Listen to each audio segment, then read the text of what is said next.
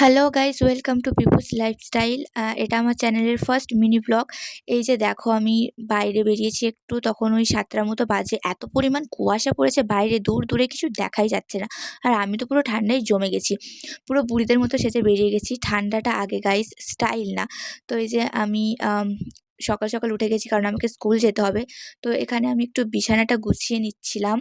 আমাদের ঘরটা অনেকটাই ছোট, আর অনেক কাজ এখনো বাকি আছে ঘরের। তো এই যে আমি আস্তে আস্তে বিছানাটা গুছিয়ে নিচ্ছি, এরপর রেডি হয়ে আমাকে যেতে হবে স্কুল। তো আমি এখানে পারছিলাম না দেখে মা সাইডে হাসছিল দাঁড়িয়ে দাঁড়িয়ে। তারপর এলো আমাকে একটু হেল্প করার জন্য। এই যে একটু সাইডের লেপটা গুছিয়ে দিল। এবার আমি যাব স্নানে। তো এই যে আমি স্নান করে চলে এসেছি। এবার এটা আমাদের স্কুল ইউনিফর্ম। আর প্লিজ একটু আমার ব্যাকগ্রাউন্ডটাকে ইগনোর করো।